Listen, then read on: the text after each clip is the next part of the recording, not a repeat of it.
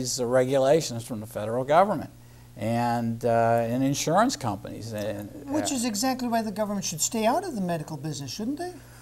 Well, I don't think that's going to happen anymore, BJ. Well, I think you're dreaming there. not. They're into it up to their eyeballs. No, they they're aren't up going to here anywhere. now, and people say, I want my that's free gonna medicine. Yeah. The problem is the more they get into it, the worse it gets.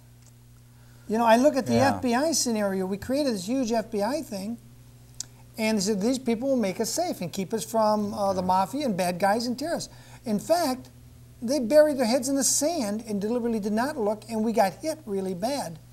And I'm just thinking if we'd spend less on the FBI instead of more, we might get more for the, more for the buck. Well, and I'm thinking the same thing is true. If the government pulled back and said, well, we're only going to do this amount and nothing more, and just put a cap on the kinds of services, they might open up the free market again. Because the only doctors that are not hurting are plastic surgeons.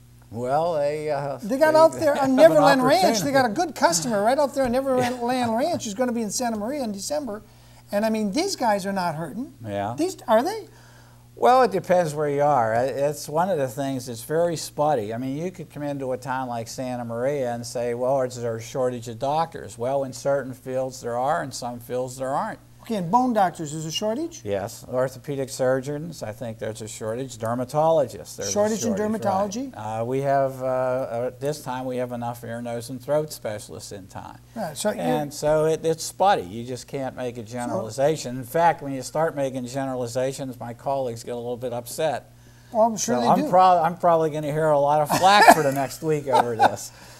Well, that's why a lot of people are afraid to come on my show. But I think you've got some good information. We haven't got there yet, folks. Okay. But there's a program out there for you employers that employ less than 50, or if you work for an employer that employs less than 50 people. And we're going to get there, but we want to give you some of the background so you know how we got in the mess that we're in. Okay. So go ahead, Peter. Well, let's give them some definitions. Okay. Okay, first, or identify letters that are all over the place. For instance, HMO. What's an HMO? That's Health Maintenance Organization. Now, what the important thing about a health maintenance organization, realize for the public, is that the doctors in the health maintenance organization, the physicians participants, are at risk. That's how they lose money. You mean they can be sued individually? No, not sued. What happens is the insurance company pays a set amount of money to take care of the patients per month. And if the doctors exceed that set amount, then they are responsible for making up the difference. You mean they are liable. If the doctor's costs exceed... If the care of the patient exceeds the amount of money that the insurance company has paid in that patient's name per month, then the physicians are liable for that difference. So they are essentially, quote unquote, at risk. The reason they started all this, when they looked at the fee-for-service system, they saw the following. You go to the doctor, he does a physical, he gets paid. He decides he's going to do a blood test on you in his office. He gets paid for the blood test. He decides he's going to examine your urine. He gets paid for that urine exam.